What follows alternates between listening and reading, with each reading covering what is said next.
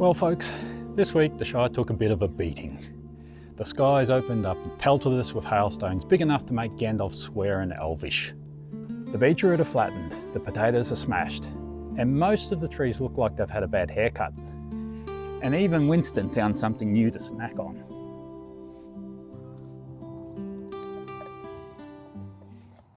But in permaculture, even when nature gets rowdy, we look for the lessons, the patterns, and the opportunities for regeneration.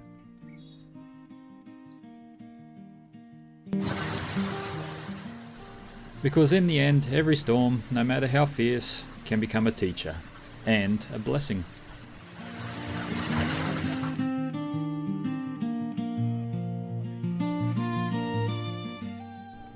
The first principle of permaculture is observe and interact.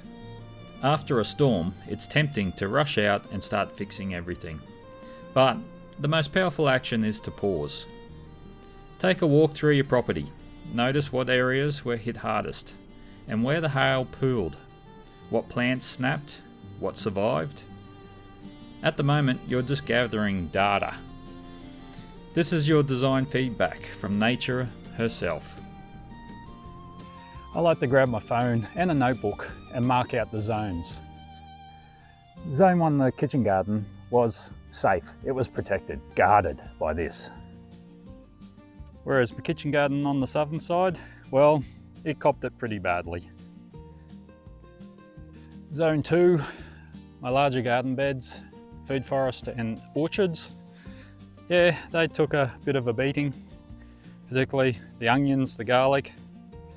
All my wheat's chopped down. I think the birds got into that too. The food forest, not so bad. That tells me where microclimates protected plants and where I need to improve canopy layers or windbreaks.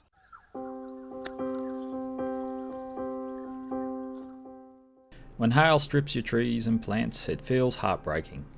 But it is also nature doing a bit of chop and drop for you. Those fallen leaves and small branches are full of nutrition. Don't burn or bag them. Instead, spread them as mulch under fruit trees and around drip lines of your gardens. This organic litter will protect bare soil, feed microbes, and speed recovery.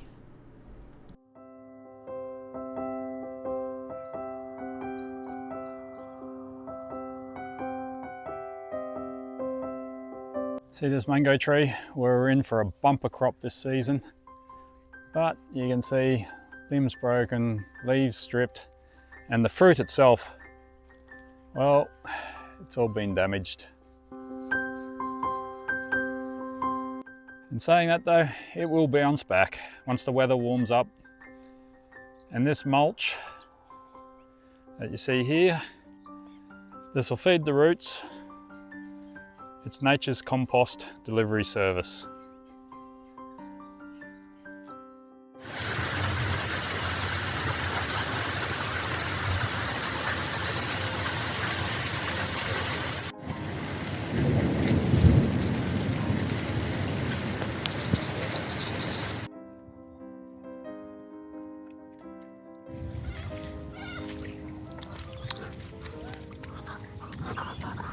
Hailstorms often bring heavy rain. Once it passes, it's a perfect time to observe water flow, where it pools, runs off, or erodes the soil. If you've been planting swales, this is your perfect blueprint moment. You can see exactly where water is flowing across your landscape.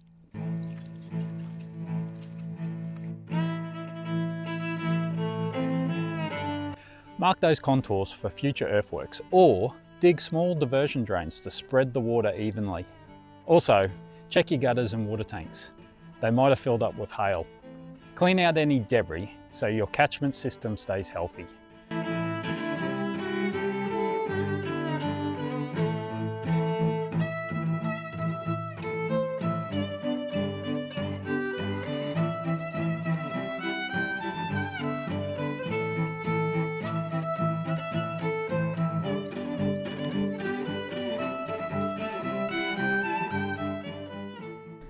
Next, move into triage mode.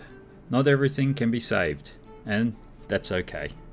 For plants that still have some green growth and strong limbs, prune back the shredded leaves and broken tips. That reduces stress and helps them regrow cleanly. For annuals like your beetroot and potatoes that got destroyed, compost them.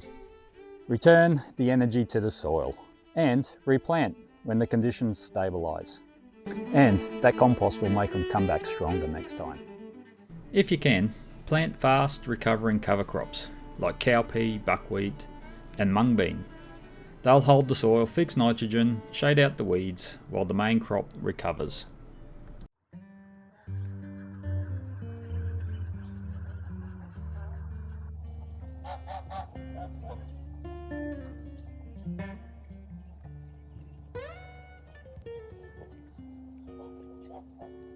Oh, Susie, you had the right idea, didn't you?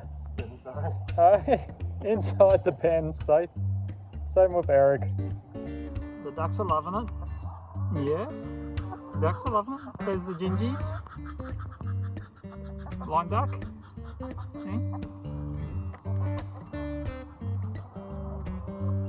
And don't forget to check on your feathered and furry friends. Our chooks. Thank you, Loki. Our chooks and Muscovy ducks are surprisingly resilient.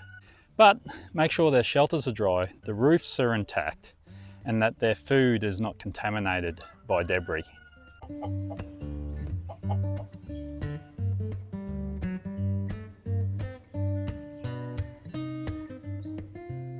This is also the moment to check your infrastructure. Solar panels, greenhouse shade cloths, irrigation lines. Small damage caught early prevents bigger problems later.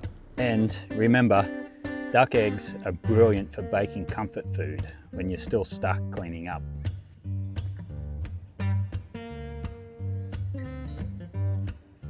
In the subtropics, storms bring chaos, but they also bring abundance. That extra water recharges the soil, fills dams, and invigorates microbial life. I see it like this. Every hailstorm is like a hard pruning from Mother Nature. It knocks us back, but it also wakes up the land. And as gardeners, our job isn't to fight the storm, it's to dance with it.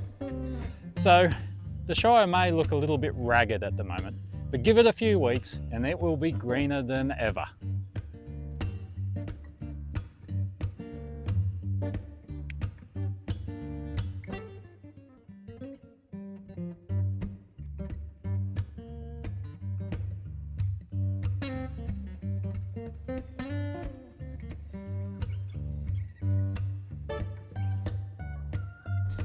Permaculture isn't about perfection, it's about resilience. Designing systems that can bend without breaking. The storm revealed weak points, but also showed us what's working. The swales, the canopy, mulch, the diversity.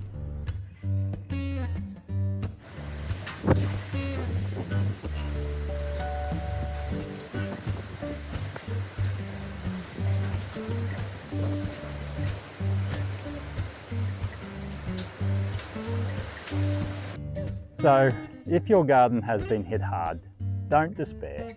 Observe, rebuild, and let the land teach you. Because even here in the subtropics, when the storm clouds roll in, the Shire always grows back. That's right, Gazza. We'll keep growing.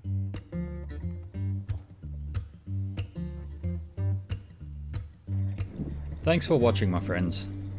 If you found this helpful, give it a like, share it with a fellow grower, and subscribe to Gazza the Green Permaculture for more tales from the Shire. And remember, there's always another sunrise after the storm.